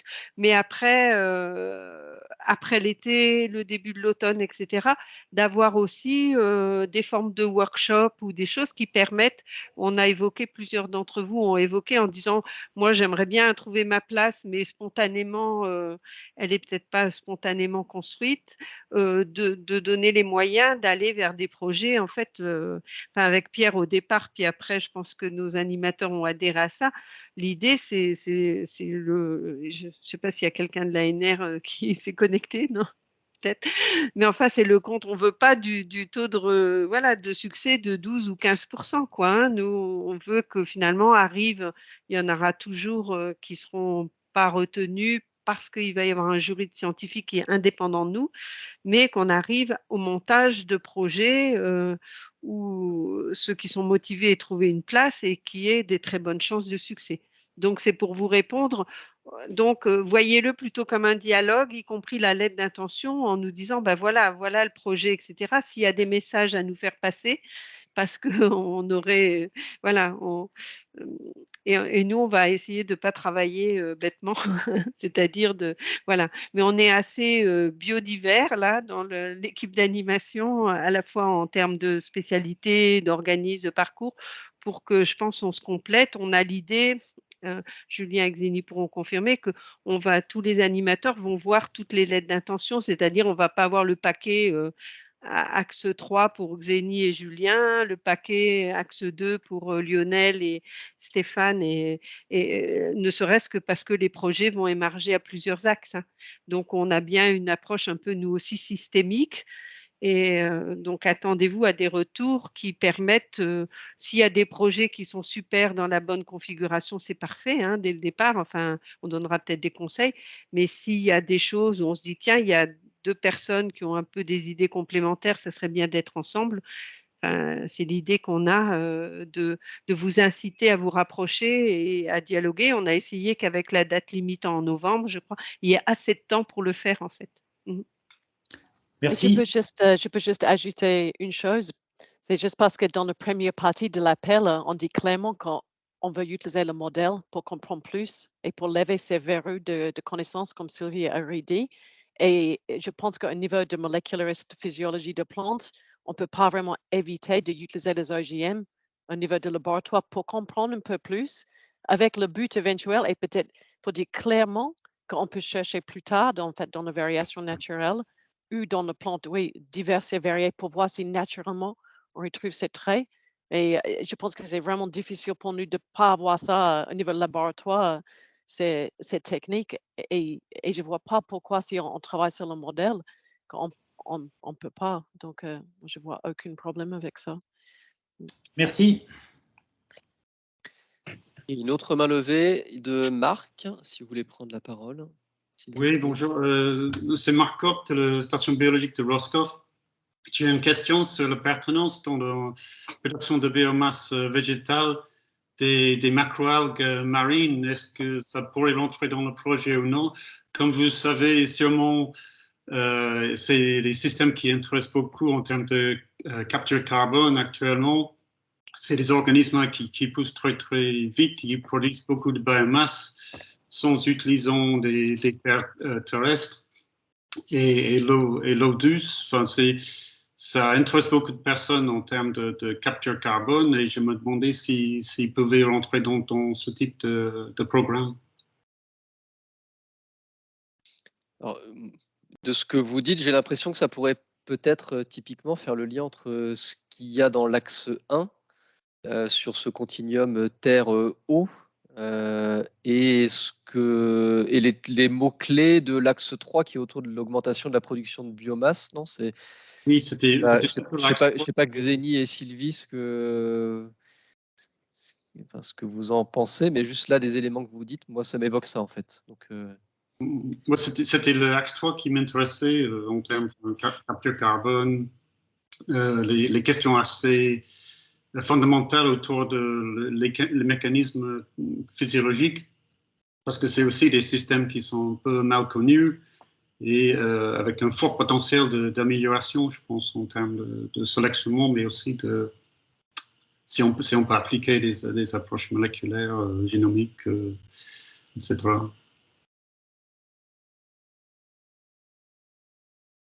Le projet implique oui, pas que la partie terrestre quand même, donc je ne vois pas pourquoi. Oui. Donc c'est limité au système terrestre? Non, c'est pas limité au système terrestre. Non. Ah oui, d'accord. Oui, pardon. Oui. Donc pour moi, il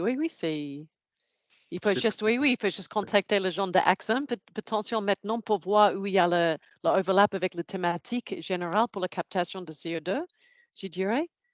Et après, oui.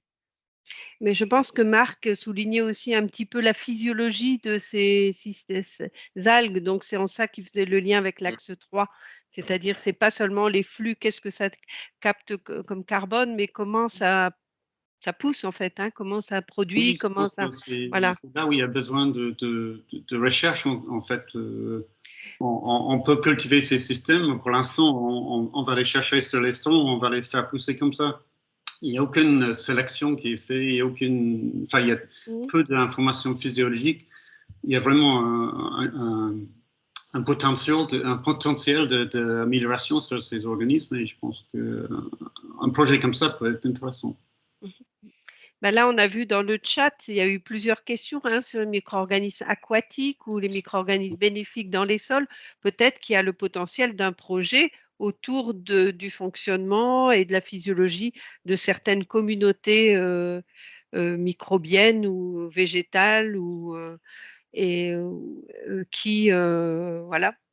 Donc, transversalement à différents milieux, que ce soit le sol, les milieux aquatiques, voir comment on peut mettre en contact cyanobactéries. Là, tout à l'heure, il y avait bactéries photosynthétiques. Là, on parle des algues.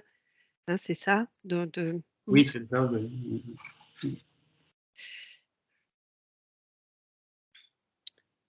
Ok. Si ça, voilà, j'espère que ça a permis d'éclairer sur ce point-là. Il y a on est vraiment arrivé dans le money time là, de notre webinaire. Il y a une question dans le chat de Marcel de Ressac qui demande donc sur un plan purement financier, les partenaires publics du Sud sont-ils éligibles comme bénéficiaires?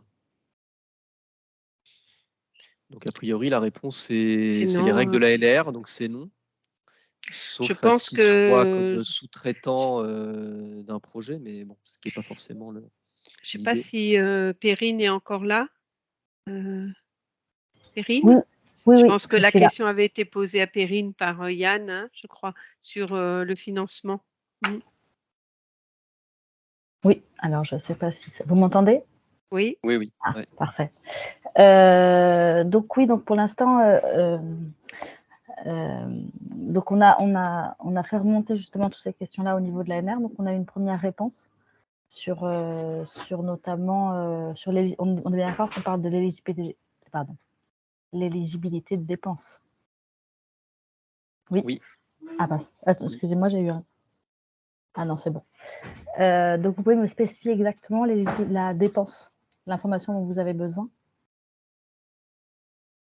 Alors Marcel, est-ce que tu peux prendre la parole pour préciser Oui, en fait, c'est parce que d'abord, dans l'appel à projet, il est indiqué clairement qu'il y a une place pour les partenaires du Sud sur les dispositifs internationaux, etc. Et le CIRAD comme l'IRD, on travaille avec des partenaires sur leur terrain et dans des programmes qui sont conjoints. Donc la question, elle est tout simplement de savoir si eux peuvent bénéficier au même titre que nous de crédits pour du fonctionnement, pour des suivis, enfin des montages d'essais au champ, etc., ou toute autre chose. D'accord.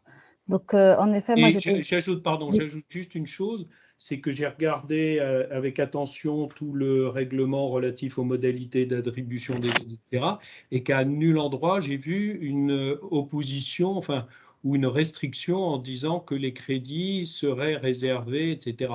Donc, je me suis posé la question si c'était éligible au même titre que les partenaires français. D'accord. Alors, la question, justement, que j'ai été amenée à poser à l'ANR, c'était sur des parties salaires. L'idée, c'était est-ce que quelqu'un, une institution à l'étranger, on pouvait embaucher directement quelqu'un à l'étranger? La réponse a été négative de la part de l'ANR. Donc, c'est pas, ce qui fait que votre question, c'est plus sur l'achat de consommables, d'intrants ou ce genre de choses. On est d'accord? Oui. D'accord. Donc, cette question-là, je peux la reposer à l'ANR, mais en effet, est-ce que sur l'aspect salaire, sur la partie est-ce qu'on peut embaucher à l'étranger, n'était pas spécifié non plus, parce que le règlement financier ne fait pas du tout référence au fait qu'on puisse financer des institutions à l'étranger. Donc, sur l'aspect salaire, la réponse a été non, qu'on ne pouvait pas utiliser les fonds du PEPR Faire Carbone pour les donner à une institution qui est postée à l'étranger pour embaucher quelqu'un à l'étranger. Sur la partie consommage, je peux poser la question.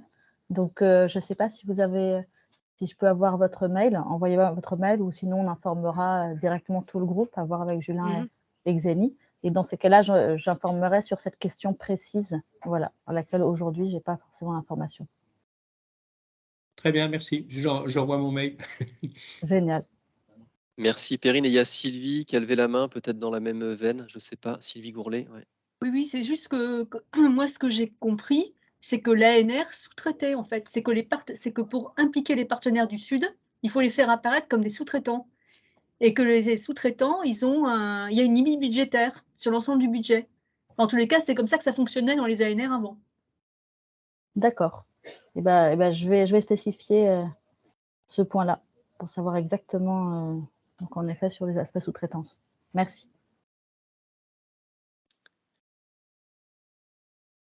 Très bien. On est arrivé quasiment on est arrivé en fait au bout du temps qu'on s'était donné pour ce webinaire. Je vois plus de mains levées ni de questions dans le chat. Donc, si vraiment il y a quelque chose qu'on a raté, que vous voulez encore poser comme question, c'est le moment. Sinon, on va se quitter là. Ah ben voilà, il y a justement deux mains levées. Alors Bernard en premier. Oui, alors là, et je ne Jean-Alaric parle pas deuxième. en tant que représentant du PC2. Alors déjà, pour toute question sur le PC2, il faut quand même contacter d'abord Olivier, qui lui a écrit donc ce PC et une vision très large en fait de ses besoins concernant donc les données, les modèles et tout ça qu'il peut mettre dans le PC. Mais là, j'interviens en tant que personne qui travaille sur la transformation de la biomasse et sa valorisation. En fait, il n'y a pas eu beaucoup de discussions là à ce niveau-là, et je vois quand même dans l'appel, c'est quand même la vie ultérieure de cette biomasse. Alors, où il y a des personnes qui ne sont pas senties concernées par cet appel-là, mais je pense que c'est dommage que des gens qui travaillent sur les processus, les procédés, les changements d'échelle, en fait, ne sont pas venus ici. Bon, ça c'est une chose, ils ne sont pas là, mais il faudrait quand même qu'on essaye de rameuter un peu cette communauté, parce qu'eux aussi, ils ont besoin d'avoir des informations sur ce qu'ils vont faire avec une biomasse qui sera augmentée, par exemple, en teneur en carbone, etc., tous les liens avec la qualité, tous les liens avec ce que ça implique, en fait, les conséquences en cascade d'une transformation de la qualité de biomasse dans le temps, soit par OGM, soit par la culture, soit par le changement climatique, et ça me paraît super important. Alors, la seule personne que j'ai vue dans le procédé, sauf erreur, c'est Jacques Legrand, mais je crois que c'est tout. Il n'y a personne d'autre qui est là, donc peut-être qu'on devrait communiquer davantage là-dessus. Voilà, c'est juste aussi une remarque pour Sylvie, et en gros, voilà. Merci Bernard. Ouais, Sylvie, tu veux réagir Non, dessus? oui, il faut.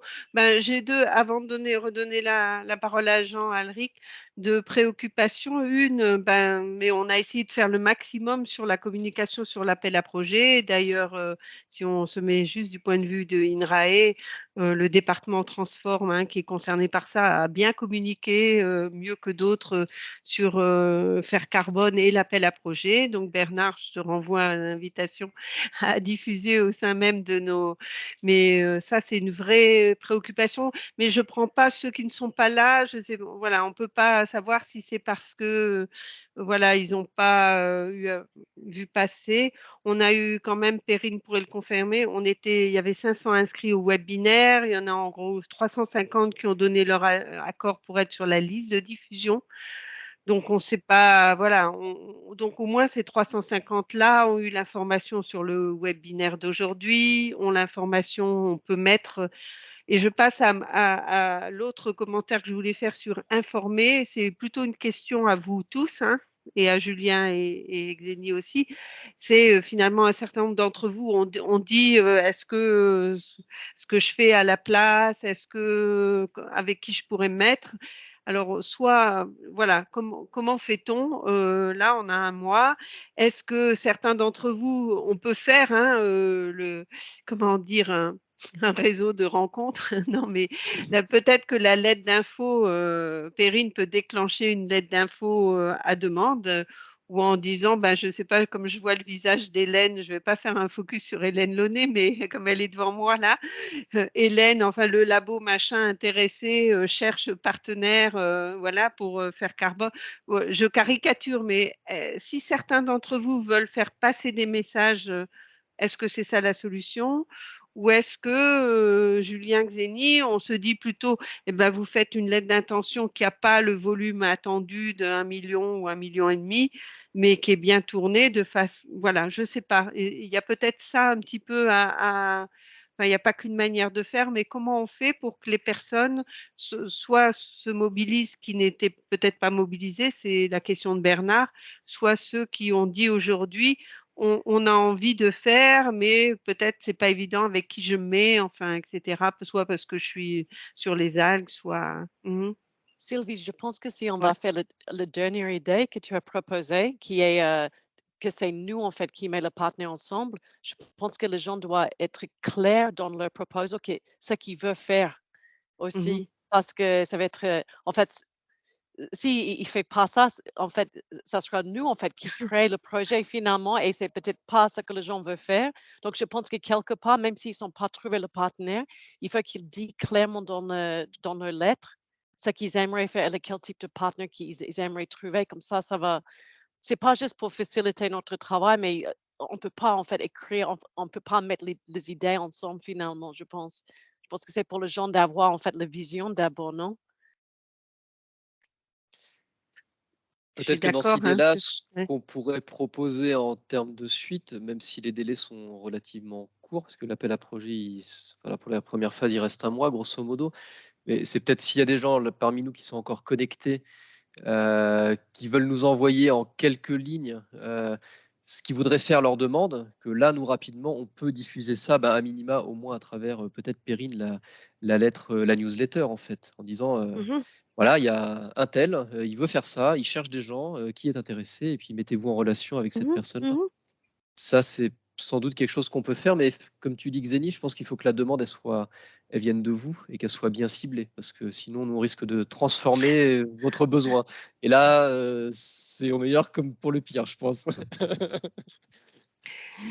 Ok, il y avait Jean, je pense, qui. Non, il Ouais, il y avait une main est levée de Jean parti. Alric. Elle s'est Non, rebaissée, peut-être qu'il a dû j'ai partir. Non. baissé la main, mais je pensais qu'on allait conclure. Donc j'ai l'impression que dans le contour général du PEPR, il y a un peu différents profils, on va dire. Il y a des gens qui sont du côté de l'observation, de la modélisation, peut-être de l'écologie, du climat. Et puis il y a une autre communauté qui est plutôt du côté de l'expérimentation, de tester les solutions, peut-être de l'agroécologie. Alors comment tout marche ensemble? Comment vous voyez ça vu d'en haut?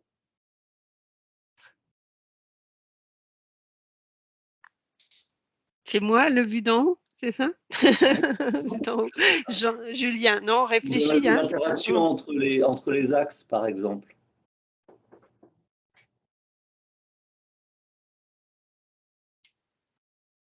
Ben, ça fait un peu écho à la question de M. Gaujon, c'est-à-dire qu'il y a des méthodes d'expérimentation, il y a des méthodes de test qui peuvent passer par la génération d'organismes génétiquement modifiés, par exemple, et qui peuvent donner des idées, qui peuvent permettre de lever des verrous, qui peuvent être après être mis à profit en champ ou sur une forêt gérée, moi j'en sais rien, en sélectionnant des variétés qui portent les mêmes traits que des organismes modifiés, voilà, pour aller dans le même sens. Donc ça, c'est du côté de l'expérimentation. Bon, moi, je me situe plutôt de ce point de vue-là. Et j'ai envie, voilà, dans l'intégration des connaissances, d'aller vers des approches un peu plus globales et voilà, sur la modélisation à plus grande échelle. J'ai compris que l'échelle du territoire était importante. Alors, à l'inverse, comment est-ce que les gens qui sont plutôt axés sur les données, qui sont déjà là, sur la modélisation, sur l'observation des forêts, sur les tours à flux, etc., quel est l'intérêt que ces gens-là auraient manifesté pour l'autre partie de la communauté qui est capable de faire des modifications, par exemple?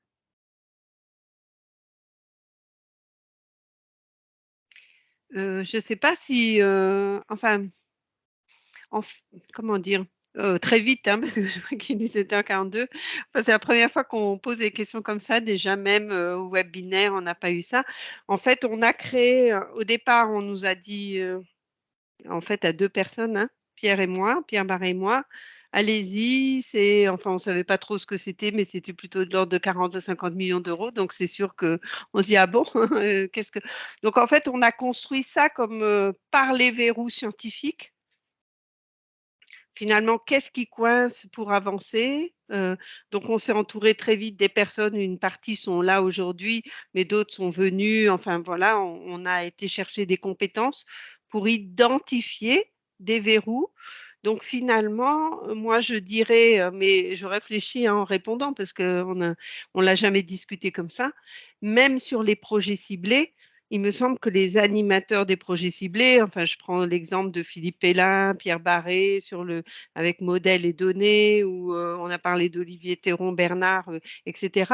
Même eux, même s'il y a des visées un peu plus opérationnelles, ce sont des verrous aussi de connaissances. Donc, il n'y a pas l'un au service de. Et en plus, il y a des gens qui sont dans les 2 domaines, hein, expérimental et données. Donc, en fait, il n'y a pas eu une construction qui se voulait l'un. Et puis après, l'ANR nous a dit au début, c'était que ciblé. En fait, on nous a dit, on vous confie, qu'est-ce qu'il faut faire pour avancer sur le carbone et accompagner la stratégie. Puis après, on nous a dit, PEPR, ça ne peut pas être juste un partage de gâteau. Donc, il faut un équilibre entre appel à projet ouvert et projet ciblé. Donc là, l'appel à projet ouvert est venu comme, OK, on n'a pas d'a priori, c'est à la communauté de dire ça, c'est essentiel, il faut chercher là-dessus pour avancer. Donc, en fait, ta question, j'ai envie de dire, on ne l'a jamais discuté comme ça. Et je ne crois pas qu'elle se pose tout à fait comme ça. Donc, on espère des interconnexions, on espère qu'elles soient à travers l'animation scientifique pendant les 6 ans du projet. On a de l'argent de soutien, on n'a pas parlé, si vous avez fait la somme des millions d'euros de la diapo tout à l'heure, il n'y a pas 40 millions d'euros. Donc, il y a de l'appui à l'animation des consortia, de l'appui à la mobilité internationale, l'appui à diffusion. Donc, on le voit plutôt sur des activités transversales qui vont mettre ensemble des équipes comme les vôtres et puis celles qui sont un peu plus, et des fois c'est les mêmes, impliquées dans la modélisation. Voilà, donc je réponds sûrement très imparfaitement, mais c'est parce que la construction qui a été faite, alors moi aussi, hein, je suis plutôt du volet expérimental et tout, mais j'ai toujours travaillé avec des modélisateurs. Oui, ce n'est pas voilà, il n'y a pas un au service de l'autre ou un qui. Je pense que, en tout cas, les projets ciblés, Bernard est peut-être là encore, mais il va dire qu'il n'a pas participé à la conception initiale. Elle est quand même conçue comme traitant de verrous de connaissance à une autre échelle, qui est l'échelle territoriale, et avec une notion de compromis. Voilà, moi je n'opposerai pas, je ne ferai pas sa distinction, mais Jean, si j'ai répondu à côté de la plaque, je le conçois, parce que j'ai jamais, je ne sais pas si Julien ou Xénie ou Bernard veulent compléter sur cette question de comment ça a été finalement conçu et comment on va faire carbone. Je pense que tu as très bien répondu, Sylvie, franchement. Oui, je sais pas, j'ai réfléchi puis il fait chaud, vous vous rendez compte, il fait chaud à Reims en plus, mais ça va. Bon, voilà, donc mais en tout cas, Jean, merci parce que c'est des choses qui vont animer les discussions tout au long du programme en fait, hein. Et c'est vrai que ça fait quand même pas mal de personnes ont demandé, même au premier webinaire, finalement la place vis-à-vis des projets ciblés. Enfin, nous, on voyait ça plutôt avec des inconvénients administratifs, hein, parce que l'ANR a même pas. Bon, on va pas critiquer l'ANR aujourd'hui, mais je veux dire, tout n'est pas encore clair, Perrine l'a souligné. Mais en fait, on voit que ça pose un certain nombre de questions aussi de comment l'ensemble se coordonne. Et Bernard l'a souligné aussi tout à l'heure en parlant du PC2. Merci. Merci beaucoup. Je pense que on est vraiment arrivé au bout là cette fois-ci. C'est le moment de vous remercier toutes et tous là d'avoir participé, d'avoir fait part de vos questions. Je pense que pour nous aussi, c'était très intéressant d'avoir ces retours-là. On espère que ça a permis d'éclairer, en tout cas pour vous, surtout, et de répondre aux objectifs qu'on s'était fixés. Un, répondre à vos questions, et puis deux, peut-être identifier aussi les autres collègues et autres qui ont dans un coin de leur tête, en fait, de faire une proposition de lettre d'intention. Voilà, donc comme on vous a dit, peut-être sur ce dernier point, si vous avez des idées à partager, des besoins de mise en relation, ne tardez pas peut-être à nous faire un message pour qu'on puisse le relayer dans la newsletter, comme on l'a dit. Et puis sinon, le diaporama qu'on vous a présenté avec Xénie, si vous avez pris le temps de vous inscrire sur le Framaform, on a votre adresse mail, donc on l'enverra en tout cas aux adresses mail des gens qui se sont inscrits. Et on partagera également la liste des inscrits avec vous tous pour que vous puissiez éventuellement continuer ces échanges de manière plus directe, peut-être avec les gens qui sont intervenus et avec qui vous avez envie de rentrer en contact pour suivre l'élaboration de votre lettre d'intention. Voilà, encore merci de notre part et bonne soirée, bonne fin d'après-midi en métropole. À bientôt. Merci, au revoir. Merci Au revoir à à toutes et tous. Au tous. revoir. Merci. Vous avez enregistré le Julien? Non? Ah, il est coupé.